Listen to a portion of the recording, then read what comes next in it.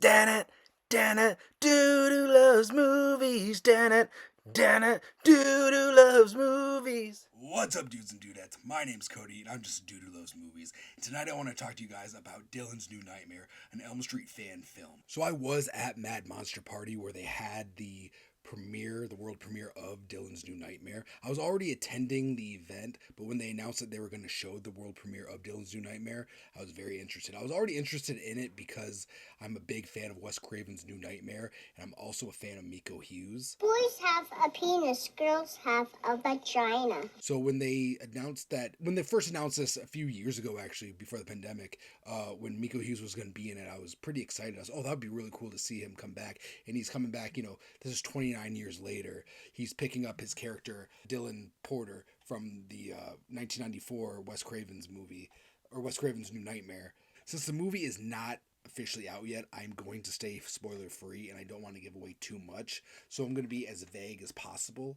So before we get started, I do want to make it clear that I am not a big fan of fan-made films. To me, when I think of a fan-made movie, I think of it's like a student-made movie or something really low budget like that. And there's nothing wrong with those kind of movies. There's not, you guys keep doing your stuff.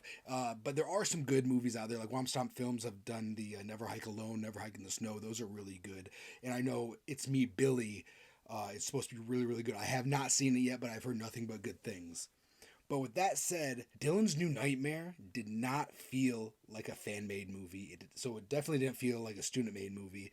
It felt like it was Hollywood-made. It felt like it had a really good budget. I honestly have no idea what the budget was, but I know it wasn't millions of dollars. And the movie is not 100% complete yet, so there are things that they are still changing and tweaking, but I think it looked very good. So quality-wise was really good. The locations were really good. I know they filmed some in Arizona, but they must have done pickup shots or whatnot in California.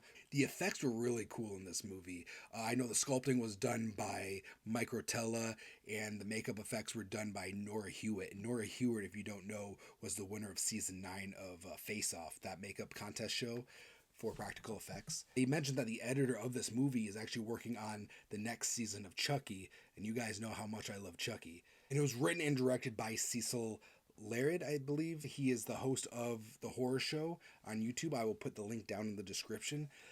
He really wrote it well. Again, I don't want to go into it because of spoilers and stuff like that, but he goes into why Freddy's back and how he's coming back and what's his agenda. And I loved the camera angles, the camera shots that they did. He had a lot of really cool transition shots, and I'm a guy who's a sucker for transition shots. As somebody who's gone to film school and stuff like that, I really look at stuff like that. And my day-to-day, I was like, oh, what would be a cool transition shot? And he did. He had some really cool ones. I'm not even going to say it because the movie is going to be coming out. I believe they're shooting for the end of August. So you guys will have to wait to see that. The acting was really, really good. There was no poor performances in this. John Sloan from Friday the 13th Part 5 is in this, and he killed it. He was really good. Dave McRae, I know everybody wants to know, how was Freddy? Dave McRae was amazing as Freddy. He really was. I don't think you're going to hear a bad review about his performance. I think he did a really good job. He's not Robert Englund, and nobody's going to be Robert Englund. But he did prove, and I know I might get some slack for this, but he proved that Robert Englund is not the only person that can play Freddy. Dave McRae did a great job. He paid homage to Freddy. He took his own version of Freddy. He also took some things from different Nightmare on Elm Street, put it together, and made this really cool homage of Freddy. I really enjoyed it. I can't wait for you guys to see it. But to me, the breakout star was Miko Hughes. Miko Hughes mentioned at the premiere that he hasn't really acted in 20 years, and you could not tell because I think he gave a great performance. There's a scene at the end where you could tell that as an actor you really have to search for what you need to get done for the scene that he did, and he delivered. It was great. He got a standing ovation, and he was well deserved of it. Man, I tell you what, he was great in this, and I don't know why I was so surprised because he was such a brilliant child actor. I honestly think that Miko Hughes has a second act in Hollywood. I'm very naive with fan films. To me, it's like, well, you can't really make money or anything off of that because it's not your property. You can't own it. but it does kind of show as a portfolio. It kind of shows Hollywood to be like, hey, look what we can do. This has gotten a lot of attention.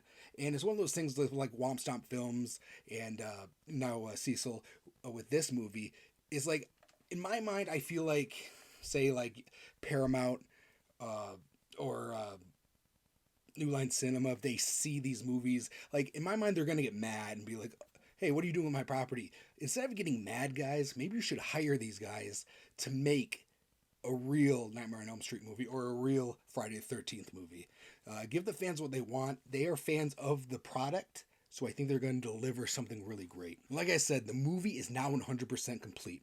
And I did see, by watching Deandra's live stream the other night, which is going to be linked in the description because she was much closer to the project than I was and she has great insight. So go ahead and check out that live stream down below the replay. They were very close from finishing and they still need help. So you can still contribute to their Indiegogo, which I'm going to put down in the description. I just put in some money for it because I wanted that movie on Blu-ray. So I'm excited for that. And I think I just saw it was announced that they're going to have another showing like August 26th or something like that at Terror Traders. And I'm excited for you guys to see it. It was a great event. I got to meet the cast and crew, got to talk to them. They're all very, very cool, very, very nice. And you could tell that there's so much passion put behind this.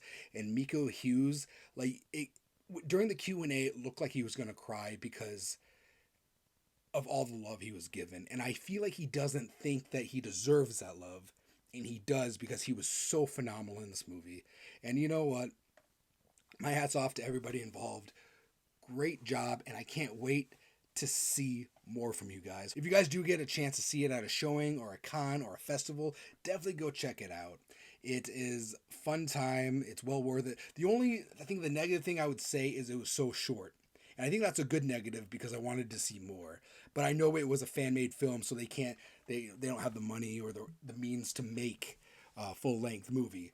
Guys, go check it out. I don't think you'll be disappointed if you're an Elm Street fan. This was a little taste of something that I miss because we're not getting anything Elm Street. I don't hear any rumblings about Elm Street. So this is a nice little taste of hopefully what's to come later on. I really enjoyed this movie.